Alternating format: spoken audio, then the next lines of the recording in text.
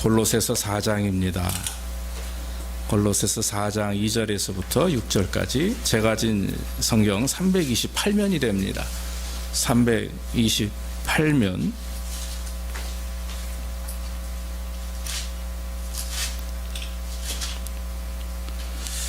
기도를 항상 힘쓰고 기도에 감사함으로 깨어 있으라. 또한 우리를 위하여 기도하되 하나님이 전도할 문을 우리에게 열어주사 그리스도의 비밀을 말하게 하시기를 구하라. 내가 이것을 인하여 매임을 당하였노라. 그리하면 내가 마땅히 할 말로서 이 비밀을 나타내리라. 외인을 향하여서는 지혜로 행하여 세월을 아끼라. 너희 말을 항상 은혜 가운데서 소금으로 고르게 함같이 하라. 그리하면 각 사람에게 마땅히 대답할 것을 알리라. 아멘. 아멘. 천국에 가면요, 많은 사람들이 그 머리에 면류관을 쓰고 있다고 합니다. 여러 종류의 면류관이 있는데 천국에서 주님과 동행하며 정말 여러분 요한계시록에 나오는 것처럼 온갖 보석으로 덮여있는 그 길과 대자연 속에서 주님과 같이 동행하며 산다는 것, 거기에는 나이도 그렇고요, 질병도 없고 연로함이나 또 왜소함도 없고 다 동일한 은혜 가운데 있는 거죠. 그래서 여러분, 우리가 예수 믿고 천국에 가면 인간이 가지고 있는 가장 완벽한 모습, 하나님이 가장 기뻐하시는 그런 영치의 모습을 가지고 주님과 동행하며 산다고 합니다. 그런데 머리에 각각 면류관이 가지고 있는데 그것이 하나님의 구원의 면류관, 생명의 면류관, 여러 가지 이제 참 그 사람이 삶 속에서 어떤 신앙생활을 했느냐에 따라서 면류관을 가지고 있다고 하죠. 면류관이 있다. 무슨 성경에는 우리가 없는 말씀이지만 보통 우리가 예화를 들어서 드리는 말씀인데, 그 말씀 중에서 면류관 중에서 이제 가장 좋은 면류관이 뭐냐 할 때 이제 전도의 면류관이다. 복음 전도의 면류관. 그래서 말씀을 증거해서 그 영혼을 많이 구원한 그런 주께로 인도한 사람들에게 주님은 가장 귀한 면류관을 주신다 하는 것이죠. 여러분, 그 인터넷이나 이런 기독신문을 보면 2003년도에 난 기사를 예전에 한번 제가 읽고 설교회화로 사용한 적이 있는데, 거기에 보면은 실제 있는 일입니다. 순천시에 전라도 순천의 시의원으로 활동하시던 그 박병선 집사님이라는 분이 계세요. 국회의원이죠. 그런데 이분이 1년에 전도한 인원이 몇 명인지 아세요? 몇 명 같아요? 1년 동안 전도한 사람. 우리가 일반적으로 상식적으로 1년에 여러분 몇 명 정도 맥시멈 할 수 있을 것 같아요? 많이 하면 한두 가정, 더 하면 더 할 수도 있죠. 근데 이분은 자그마치 750명을 전도한 거예요. 1년에. 실제적으로 이분이 그렇게 전도를 했습니다. 원래 그분은 이제 예수를 믿지 않았답니다. 예수를 믿지 않고 대대로 이제 무교고 제사를 드리는 어떤 그런 분이었었죠. 그런데 부인과 결혼을 하고 나서 부인이 결혼한 지 20년 동안 남편을 위해서 눈물 어린 기도와 믿음을 가지고 계속해서 남편을 위해서 기도한 거예요. 그리고 헌신한 거죠. 그래서 어쩔 수 없이 한번 그냥 교회 나가주게 된 것이 은혜가 돼가지고 그날부터 작은 교회, 정말 개척교회와 같은 교회를 다녔는데, 이 양반 하는 말씀이 보니까 처음에 교회를 갔는데 너무 빈자리가 많더래요. 정말 서너 명만 앉아 있는 거예요. 의자는 수십 개 깔려 있는데, 야, 이렇게 교회가 빈자리가 많으면 어떡하나 하더니만, 그럼 내가 한번 전도해 볼까 하고 나서 이 양반이 전도하기 시작을 합니다. 전도하면서 성령의 체험을 갖고 또 은혜를 경험하고 할 때 하나님께서 역사하시기 시작을 하는데, 이 사람이 한 주에 63명을 전도했고 한 달에 158명을 전도했다고 그래요. 그래서 2003년도에는 국회의원이 순천시에 그 안에 있는 이제 지역의 26명 중에 22명 국회의원을 전도해서 주님께로 인도했다 하는 것입니다. 이분이 전도하는 그 방법이 특별한 방법이 아니라 진돗개 전도법을 사용했다고 그래요. 다시 말하면 진돗개의 특성을 살려서 사람들에게 전도할 때도 그렇게 이제 적용을 했다고 하는데, 여러분 진돗개 하면 미국에서도 군견이 지금은 그 세퍼트죠. 독일 세퍼트인데 한동안 진돗개가 뛰어났기 때문에 귀속성도 있고, 그래서 이제 진돗개를 생각해서 시험을 해봤다는 소리도 제가 들은 적이 있습니다. 진돗개는 사실 세계적으로 많이 알려진 우리 한국의 개죠, 강아지죠. 근데 진돗개 전도할 때 진돗개 특성이 있는데 뭐냐면 한 번 부르면 놓지 않는다, 그런 거거든요. 그래서 이분이 늘 5가지를 순차적으로 머릿속에 늘 생각하면서 복음을 증거하는데, 첫째는 전도 대상자를 작성해서 기도하는 것, 두 번째는 가까운 데서부터 먼 곳으로 전도하는 것, 그러니까 가까운 내 주변의 친지나 가족에게 먼저 전도하는 것이고, 세 번째는 한 번 선택해서 그 사람을 전도하겠다 하면 끝까지 계속 전도하며 기도하는 것, 그리고 거절이나 이런 욕하는 것을 두려워하지 않는다 하는 것, 다섯 번째가 이제 마음을 열면 적극적으로 전도해서 그 사람을 교회에 등록시킨다 하는 것입니다. 이렇게 5가지를 계속해서 끊임없이 실행하면서 전도해서 결국에는 1년에 750명이라고 하는 그런 정말 획기적인 그런 전도를 했던 거죠. 제가 예전에 한국에서 부목 생활을 했던 그 교회에도 집사님, 권사님 이제 부부가 계신데, 그분이 1년에 거의 한 60명에서 70명을 매년마다 전도하시는 분이 계셨어요. 커튼을 만드시는 분인데요. 커튼을 만들어서 가까운 양로원이나 이런 가난한 집들을 찾아가시면서 커튼을 해주는 겁니다. 그러면서 전도해서 주님께로 인도했고, 또 사배를 드려서 그분들에게 이렇게 구제하면서 쌀을 대고, 그러면서 전도했는데 1년에 60명 이상씩 교회가 늘어나는 겁니다. 알고 봤더니 그 전도한 분이 바로 나중에 장로님이 되시고 권사님이 되셨지만 또 한 부부께서 그렇게 열심히 전도하시는 것이 굉장히 교회 모범이 되었던 거죠. 여러분, 제가 오늘 전도의 말씀을 드리는 이유는 저희 교회가 이제 이전에서 이렇게 하나님 은혜 안에서 아름다운 성전에서 예배를 드립니다. 그래서 여러분, 중요한 것은 하나님이 주신 공간을 우리가 영혼으로 채우는 일이 우리가 해야 될 일이고, 우리가 빈자리를 볼 때마다 또 부족함을 볼 때마다 서로 마음 아파하면서 전도하는 일에 최선을 다하기를 주의 이름으로 축원합니다. 오늘 본문의 말씀을 보면 사도 바울이 이 골로새 교회를 향해서 권면하는 말씀입니다.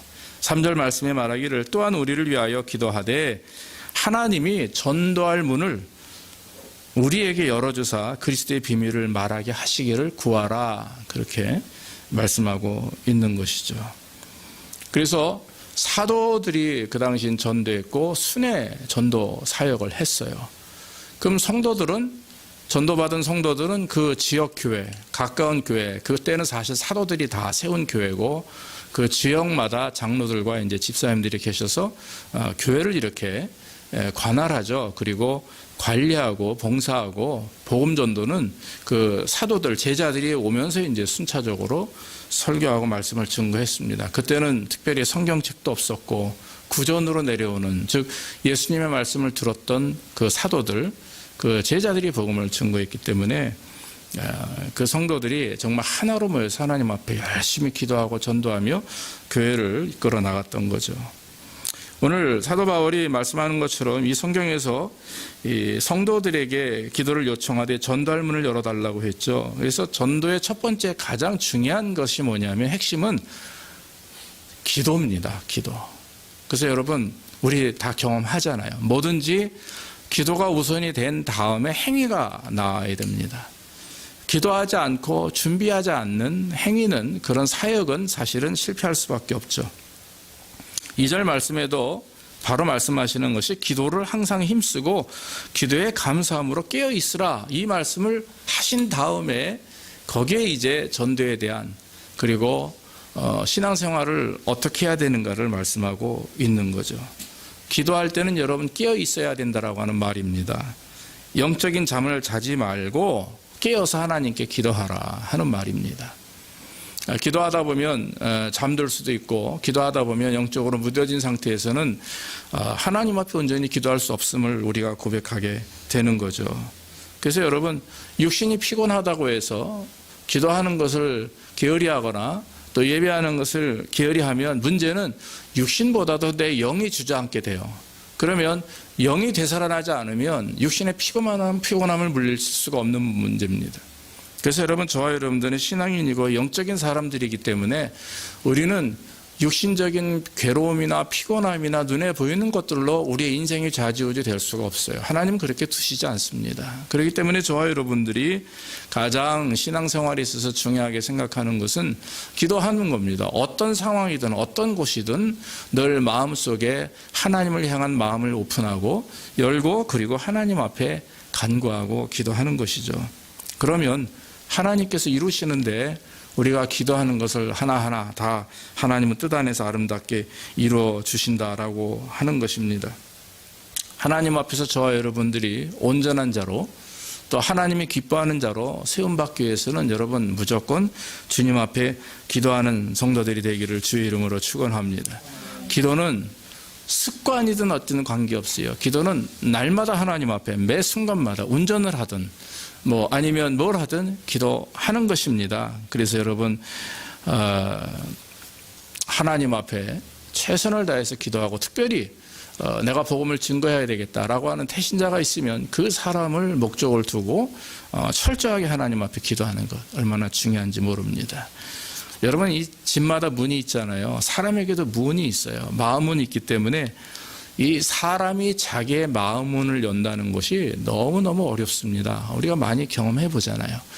한두 번 만나가지고 마음은 안 열어요. 먼저 이제 어떤 사람인가 보다가 저 사람 괜찮네, 저 사람하고 좀 가까이 지내도 되겠다 싶을 때 이제 슬슬 마음을 열게 되는데, 그 과정이 일주일, 2주일이 될 수도 있지만 어떤 경우는 한 달, 그 이상 6개월, 1년이 될 수도 있고, 심지어는 2, 3년을 같이 있어도 마음을 오픈하지 않고 열지 않는 경우들이 많이 있어요. 그러면 서로 힘들고 어려울 때 서로 모르기 때문에, 알지 못하기 때문에 결국 마음의 교제와 영적인 교제가 없다 보면 서로 이제 도태되는 것이고, 그럼 나중에 어떻게 돼요? 사랑이 있네 없네 교회 안에, 이렇게 얘기가 나오고, 결국에는 우리가 같은 교회 안에서 신앙생활을 하지만 기도하지 않기 때문에, 서로를 위해서 영적인 교감이 없기 때문에 결국에는 아름다운 회복과 교회의 건강함과 부흥이 이루어지지 않는다라고 하는 거죠. 요한계시록 3장 20절에 보면, 볼지어다 내가 문 밖에서 두드리노니 내 음성을 듣고 문을 열면 내가 그로 들어가 먹고 그는 나로 더불어 먹으리라. 그 주님께서 지금도 변함없이 우리에게 하시는 말씀이에요. 마음문을 열어라 이거예요. 왜 마음문을 열지 않느냐? 내가 들어가서 너의 삶의 주인이 되고 내 생각의 주인이 되고 내 결정권에 있어서 내가 결정해야 되는 것인데 어찌하여 마음을 열지 않느냐. 주님은 우리에게 날마다 이렇게 말씀하는 것입니다. 여러분, 주님의 그런 인도하심을 받고 마음을 열고 주님을 받아들이게 되면 우리 안에서 사라지는 것들이 있어요. 소멸되는 것들이 있는데, 그게 뭐냐면 교만함, 부정적인 것, 그리고 하나님보다 세상을 더 사랑하는 것, 또 물질 우선주의, 또 자기 우선주의, 자아, 그 다음에 이런 것들이, 이기주의, 이런 것들이 다 하나씩 사라지게 됩니다. 그래서 여러분, 가장 중요한 것은 내 마음과 생각이 강팍됨을 막는 방법은 주님을 마음속에 모시는 것. 그러기 위해서는 주님의 말씀을 붙들고 기도하는 가운데 겸손함으로 주님 앞에 나와서 주님을 맞이하는, 또 마음을 열고 주님을 맞이하는 저와 여러분들이 되기를 간절히 원합니다. 예수님께서 말씀하신 것처럼, 예수님께서 부활승천하시면서 하신 말씀 아시죠? 사도행전 1장 8절에 오직 성령이 너에게 임하시면 너희가 권능을 받고, 어디서부터? 지금 내가 있는 곳, 즉 예루살렘에서부터 사마리아와 땅끝까지 이르러 내 증인이 되라 그랬어요. 그래서 우리가 복음을 증거함에 있어서 가장 먼저 필요한 것은 증인이 되기 이전에 권능을 받는 일입니다. 하나님의 권능, 성령을 충만히 받아야 되는데, 성령 충만해야 되는데, 그러기 위해서는 먼저 기도하는 것입니다. 여러분, 오순절 다락방에서 120명의 성도들이 성령을 받기 전에 한 일이 뭐예요? 일주일 동안 매일 모여서 하나님 앞에 간절히 기도했던 거예요. 기도했을 때 불의 혀 같은 성령이 그들의 머리에게 임했다 하는 것입니다. 그러므로 여러분, 교회마다 여러 교회 아틀란티아에 수백 개의 교회가 있고 전 세계에 뭐 엄청난 교회가 있지만 교회마다 여러 가지 특성이 있어요. 그런데 특성을 제외하고 동일해야만 되는 게 있는데 그게 뭐냐면 기도와 말씀이에요. 믿습니까? 기도와 말씀이 바로 되어진 교회는 이어져서 나오는 것이 구제, 헌신, 봉사, 선교가 이어져 나옵니다. 그러나 기도와 말씀이 죽어있는 교회, 또 기도와 말씀이 성장하지 못하는 교회는 결국에 하나님 앞에 부끄러움을 당할 수밖에 없다 하는 것이죠. 지금도 예수님 우리에게 명령하십니다. 그냥 잊지 말아라. 복음을 증거하라. 주변에 있는 사람들에게 복음을 증거하라 하는 것이죠. 그래서 여러분, 우리가 전도할 대상자를 선택하고 전도할 대상자가 없으면 그냥 기도하는 겁니다. 교회를 위해서 기도하고 빈자리가 채워질 수 있도록 또 기도할 때 하나님께서 또 붙여주시고 인도해 주실 줄로 믿습니다. 그러면서 우리의 신앙도 함께 성장하게 되는 것이죠. 또 한 가지 성경에서 말씀하시는 것은 그리스도의 비밀을 말할 수 있어야 된다 하는 것입니다. 4절에 그리하면 내가 마땅히 할 말로써 이 비밀을 나타내리라 그랬어요.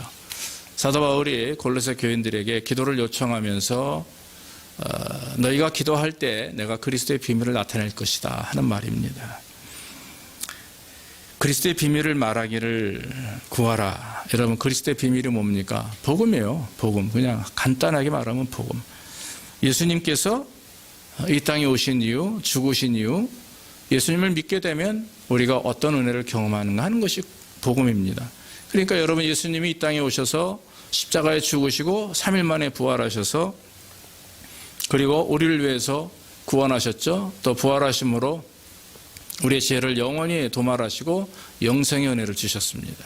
그러니까 우리도 주님이 부활의 첫 열매가 되었기 때문에 우리도 예수 그리스도를 믿고 이 땅에서 믿음으로 살다가 주님 오시는 그날 혹은 우리가 주님 오시기 전에 이 세상을 떠나면 우리는 영원한 생명을 얻고 부활의 몸으로 주님 앞에 선다라고 하는 것이죠. 여러분, 중요한 것은 이 신앙생활 자체는 복음에 대한 확신이 있어야 됩니다. 예수 그리스도에 대한 확신, 복음에 대한 확신을 가지고 주님을 섬길 때 은혜가 있는 것이고, 우리가 먼저 복음을 증거하기 전에 또 교회에서 신앙생활하기 전에 가장 정말 중요하게 여길 것은 내 자신이 예수 그리스도를 영접하고 내가 구원받았음을 확신하며 복음 속에서, 복음 안에서 하나님의 영광을 드러내기 위해 선신하는 그런 우리의 삶이 되어야 되는 것입니다. 먹어보지 않고서는 그 맛을 설명할 수 없잖아요. 그렇잖아요. 뭔가 음식을 먹어봐야죠. 저도 세상에 너무나 많은 음식이 있어요. 먹어보지 못한 음식은 아무리 누가 얘기를 해도 이해가 안 됩니다. 그런데 먹어본 음식은 이해를 하게 돼요. 어저께 사실 우리 전 집사님이 저한테 그 예술이를 위해서 안 쓰는 이제 침대하고 이런 걸 이제 가져가라 해가지고 어제 집사님네 집에 오후 5시 넘어서 갔어요. 그랬는데 두네 분이 저한테 이제 식사를 제공하는데 뭐를 했냐 하면, 여러분 드셔보셨어요? 뭐였지? 바지락 비빔밥 드셔보셨어요? 안 먹어봤죠? 난 먹어봤어요. 텔레비에서 봤던 꼬막 비빔밥이 얼마 전에 텔레비에서 봤어요. 근데 마음이 좀 통했나 봐요. 저도 저거 난 한 번도 바지락 칼국수 먹어봤는데 비빔밥은 못 먹어본 거예요. 그래서 저 먹고 싶다. 제가 굉장히 좋아하거든요. 해물도 좋아하지만 이 조개를 좋아하는데 지금도 침이 나오네. 어제 그걸 해주시는 거예요. 근데 꼬막 대신 바지락을 사셨대요. 근데 사실 저는 꼬막보다 바지락을 사실 더 좋아해요. 어제 무지하게 먹었습니다. 예술이하고는 나랑 생전 처음 먹어본 거거든요. 우리 집사람 알면 안 돼요, 이거. 둘이서 그냥 이만큼 먹고 기분 좋게 왔는데 매우 만족스러워. 이제는 바지락 비빔밥, 꼬막 비빔밥이 뭐냐 그러면 이제 얘기할 수 있어요. 설명 구체적으로. 또 장 맛이 기가 막혀서 우리 전 집사님이 장의 달인이잖아요.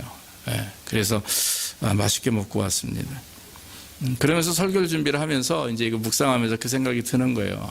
우리가 예수님을 마음속에 모시고 주님이 주신 은혜를 경험하면 그 맛이 있어요. 달달해가지고 어떻게 끊을 수 없는 맛. 주님이 주시는 영적인 은혜, 삶의 풍요로움, 또 위기와 상황 속에서 이기게 하시는 어떤 그런 신비로운 그런 인도하심, 이런 것들을 알게 되고 은혜를 누리게 되면 거기에 빠질 수밖에 없어요. 그럼 확신이고 그게 은혜고, 그러면 그분은 정말 세상에 어떤 어려움과 문제가 나타나도 걱정을 안 하죠. 두려워하지 않아요. 왜냐하면 하나님이 하신 역사가 있으니까 하나님을 기대하는 거예요. 아시죠? 하나님 이제 어떻게 할까? 기대가 돼요. 하나님 앞에. 신이 납니다.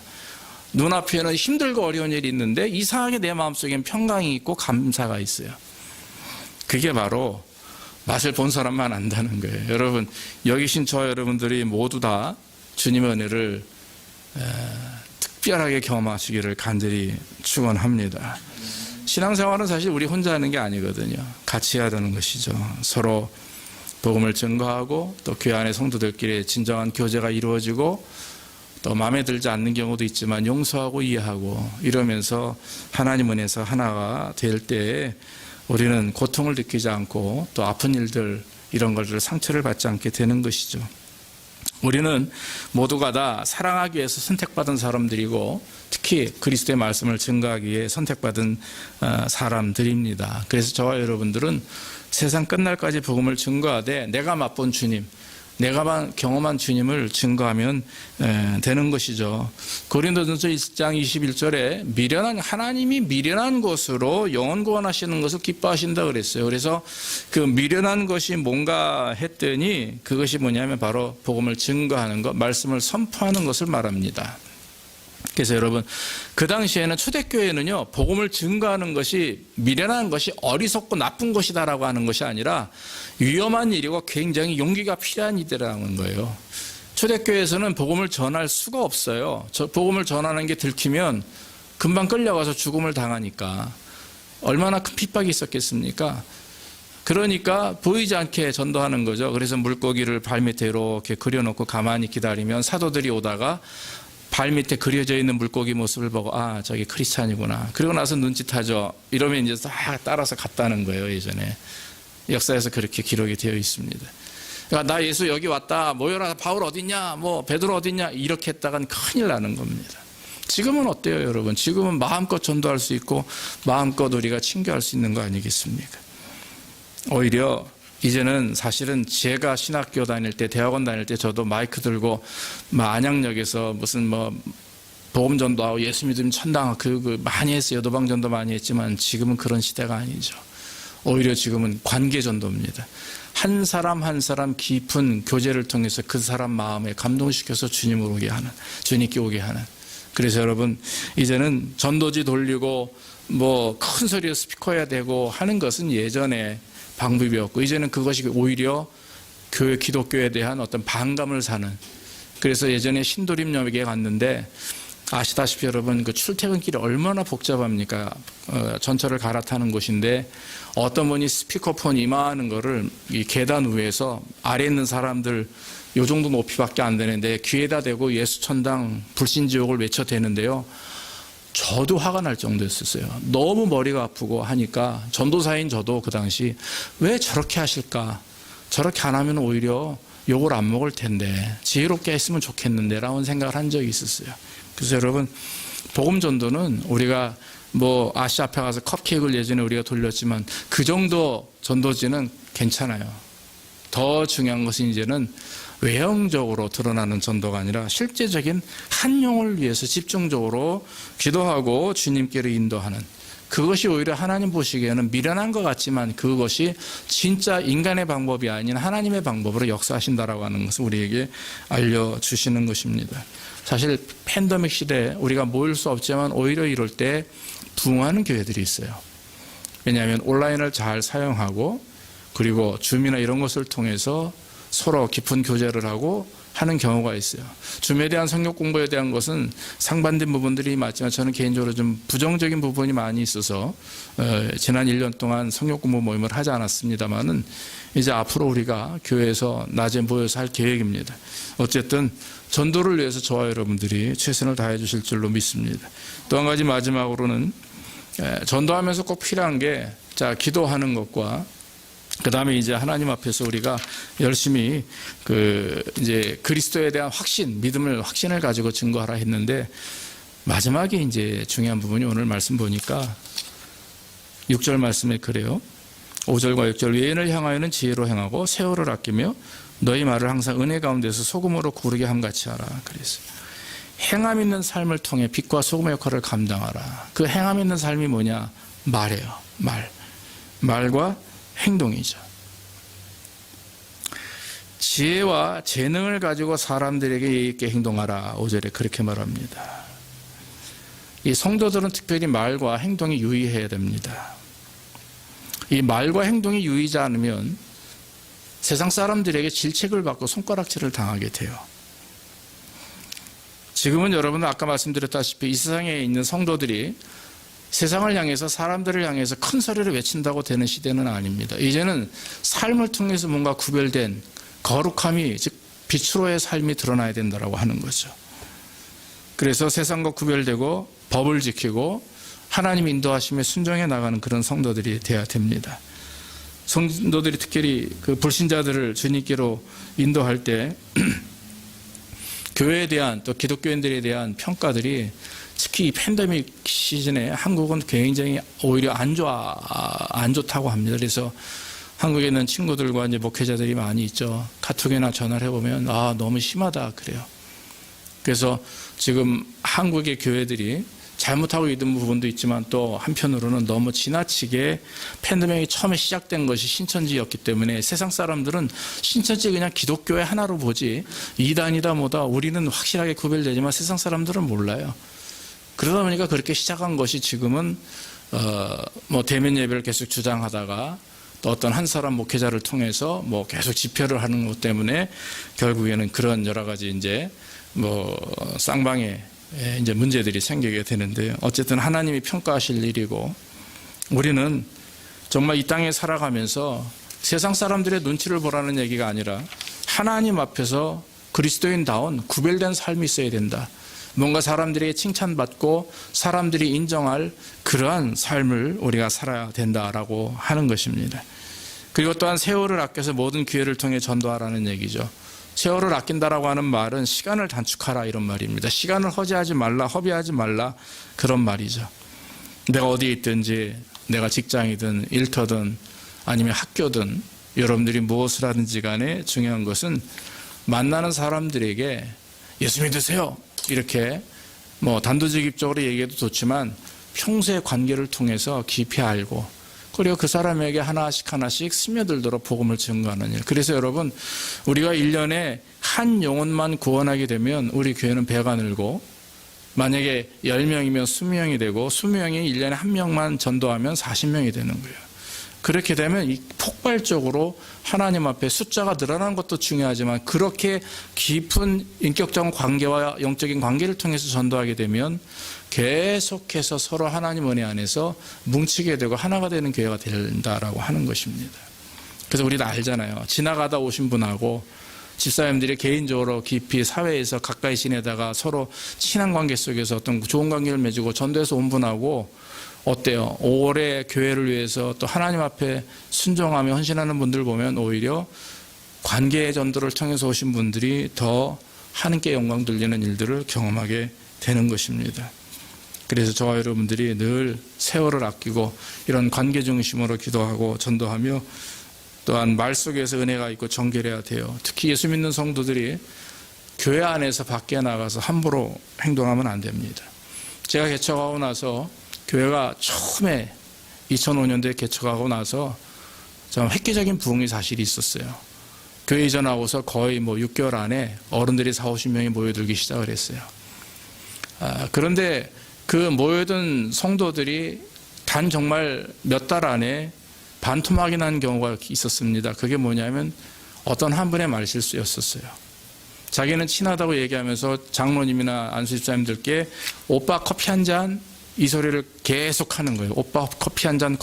그러다 보니까 그분들은 이게 생소하죠. 교회 안에서 집사님, 여자 집사님이 장로님한테 안수집사님한테 친하다는 관계로 오빠 커피 한 잔 이 소리가 결국에는 굉장히 교회 안에 좀 문제가 있었고 나가신 분들 왜 나가셨습니까? 물어봤더니 그 얘기를 하는 거예요. 이 말씀을 드리는 이유는 교회든 교회 밖이든 우리는 서로 간에 가까울수록 또 성도들 안에서 말과 행실에 있어서 정결하고 구별된 삶이 있어야지 그러지 못할 때는 우리 서로 상처받게 되고 또한 그리스도인으로서의 품위와 어떤 인격의 문제로 인해서 결국에는 교회에 고통을 갖게 된다 라고 하는 것입니다. 잠언과 야고보서에도 보면은 말이 많으면 허물을 면키 어렵고 입술을 제하는 자는 지혜롭다 그렇게 말했고, 영혼 없는 몸이 죽은 것 같이 행함이 없는 믿음은 죽은 것이다 분명히 이렇게 말을 했습니다.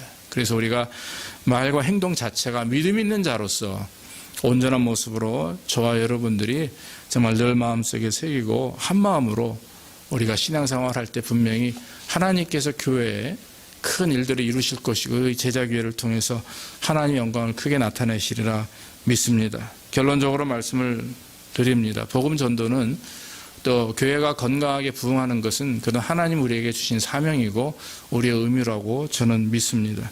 지금 힘들고 어렵고 나약한 시대지만 그러나 하나님께서 우리 성도님들 끈끈하게 지금껏 수년 동안 인도하신 것도 하나님의 은혜요 축복이고, 앞으로도 우리가 더 교회를 위해서 하나님 앞에 하나님의 나라의 확장과 또 교회 성장을 위해서 더 기도하시고 또 구원의 확신을 가지시고, 그리고 말과 행동에 조심하시면서 전도하는 일에 최선을 다할 때 분명히 하나님께서 복을 내려 주실 줄로 믿습니다. 기도하겠습니다. 아버지 하나님 감사합니다. 오늘도 하나님 말씀 증거할 수 있도록 인도하시니 감사하고, 오늘 말씀과 같이 전도할 문을 열어 주시옵소서. 그래서 모든 하나님의 백성들이 복음을 증거하는 일에 최선을 다하게 하시고, 기도하며 또 구원의 확신을 가지고 삶 속에서 구별된 모습으로 그리스도다운 모습으로 하나님께 영광 돌리며 복음을 증거하는 일에 최선을 다할 수 있도록 주께서 축복해 주시옵소서. 예수님의 이름으로 기도하옵나이다. 아멘.